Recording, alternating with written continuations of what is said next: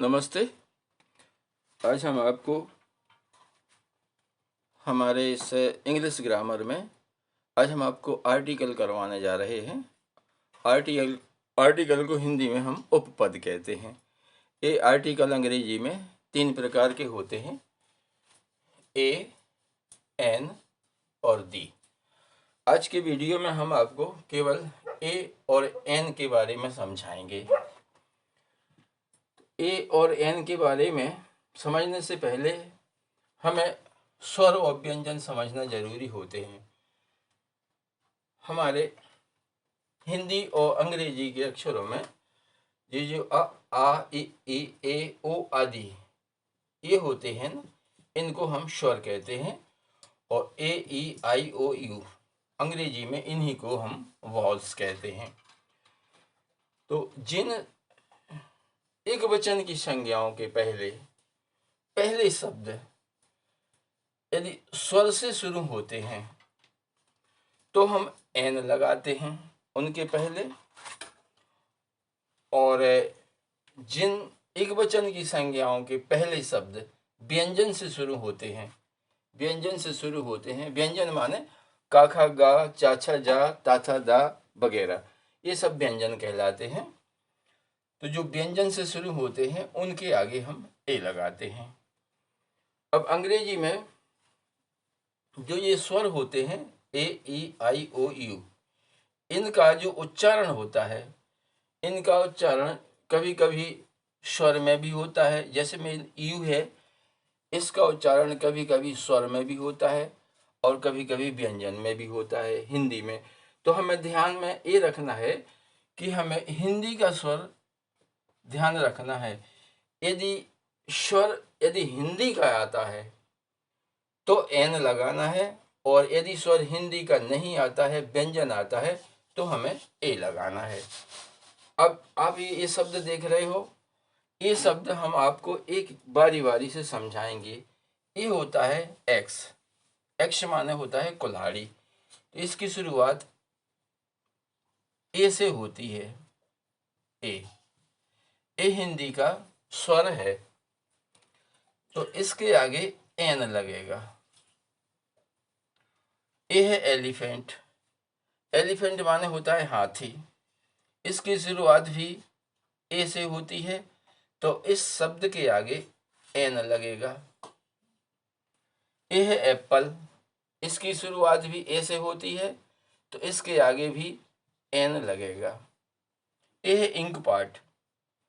इसकी शुरुआत ई से होती है। ए स्वर में आता है, ए हिंदी का स्वर है, तो इसके आगे भी एन लगेगा। An ink pot, an apple, an elephant, an axe. A है इजी वर्क यानी सरल काम। इजी वर्क, इसकी शुरुआत ई से होती है, तो इसमें भी एन लगेगा। ये बहुत ध्यान देने वाली बात है। अब एक शब्द है, ए है ऑनेस्ट मैन। अब ऑनेस्ट मैन की शुरुआत यद्यपि एच से होती है, और एच जो है ना वो कॉन्सोनेंट है यानी कि व्यंजन है, किंतु ये हिडन शब्द है। एच जो है ना ये हिडन शब्द है, इसको हम उच्चारण में यूज नहीं करते। हम केवल इसको उच्चारण में ऑनेस्ट बोलते हैं। क्या बोलते हैं? ऑनेस्ट। अब ऑनेस्ट का आ जो है ना ये स्वर है, इसलिए इसके आगे ऑनेस्ट मैन के आगे एन शब्द लगेगा, एन आर्टिकल लगेगा, क्योंकि ये बोला नहीं जाता अंग्रेजी में। एच जो है ना ये हिडन शब्द है। अब आइए, एक शब्द है ये अम्ब्रेला। अम्ब्रेला माना होता है छाता। इसका उच्चारण आ से होता है, ए स्वर है ये, तो इसके पहले एन लगेगा। अब ये यू से शुरू हुआ है, अम्ब्रेला यू से शुरू होता है। ऐसा ही एक शब्द यू से शुरू होने वाला ये है यूनिवर्सिटी। अब ये यूनिवर्सिटी तो है, लेकिन इसका पहला शब्द यू है। ए व्यंजन शब्द है, ये कॉन्सोनेंट है, तो इसके आगे एन नहीं लगेगा, इसके आगे केवल ए लगेगा, क्योंकि हिंदी में इसका उच्चारण यूनिवर्सिटी है, ये यू से शुरू होता है, और ये यद्यपि ये यू से शुरू हुआ है ये शब्द, लेकिन हिंदी में इसका उच्चारण आ से शुरू होता है, अम्ब्रेला, इसलिए इसके आगे एन लगेगा। ये शब्द है इंडियन, इंडियन माने होता है भारतीय, ए ई से शुरू होता है, तो इसके आगे एन लगेगा, एन इंडियन।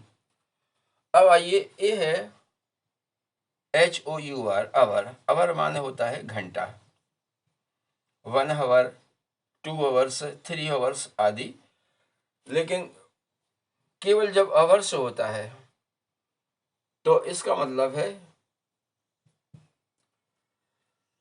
घंटा। तो इसका जो एच है, ये एच चूंकि हिडन शब्द है,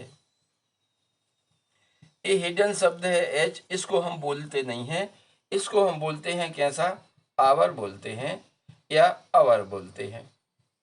तो ये आ से शुरू होता है, तो इसके आगे एन का प्रयोग होगा, इसके आगे अवर के आगे एन प्रयोग होगा, एन अवर। अब ये शब्द जो है ना, ये है यूरोपियन, यूरोपियन, ये यू से शुरू होता है, यूरोपियन, या से शुरू होता है, तो या जो है ना, ये कॉन्सोनेंट है, यानी कि व्यंजन है, तो इसके आगे हम ए लगाएंगे, ए यूरोपियन, इसके आगे हमेशा ए लगेगा। ये शब्द है SDU, SDO, इसका उच्चारण ए से होता है, ए है स्वर, तो इसके आगे हमेशा एन लगेगा, SDO। और यदि आप इसका उच्चारण SDO करते हैं, SDO, तो आप ए लगा सकते हो, लेकिन इसका सही उच्चारण जो है ना, ये होता है SDO, AS, एडी का लगता है इसमें, तो इसमें स्वर रहेगा और स्वर सही रहता है। किसी किसी पुस्तक में इसमें ए भी लगा मिलता है। आशा है ए और एन के लगाने के जो नियम हैं वे आपकी समझ में आ गए होंगे। हमें सिर्फ हिंदी के स्वरों का ध्यान रखना पड़ता है, अंग्रेजी के स्वर हमें इग्नोर करना चाहिए, क्योंकि ये जो है ना, इसमें यू शब्द आया है, इसमें भी यू शब्द आया है, किंतु इसमें ए लगता है और इसमें एन लगता है। इसी प्रकार ये जो एच से शुरू होता है, ये हिडन शब्द हैं, किंतु इनके उच्चारण में हम आ लगाते हैं शुरू में, ऑनेस्ट और आवर, तो इसमें एन शब्द लगेगा, एन आर्टिकल लगेगा। आशा है ए और एन का जो सही प्रयोग होता है वो आपके समझ में आ गया होगा। अब रहा दी आर्टिकल। दी आर्टिकल एक ऐसा आर्टिकल है कि इसका एक व्यापक यूज है, इसके लिए हम आपको एक अलग से वीडियो बनाएंगे। अगले वीडियो में आपको दी के बारे में बताएंगे। कृपया हमारे इस वीडियो को लाइक कर दीजिएगा, अपने मित्रों में शेयर करिएगा, कमेंट करिएगा और हमारे चैनल को सब्सक्राइब जरूर करिएगा। और हाँ, वैदिक गणित और वैदिक बीजगणित के सवालों के लिए कृपया हमारी प्लेलिस्ट जरूर देखें। धन्यवाद, नमस्ते।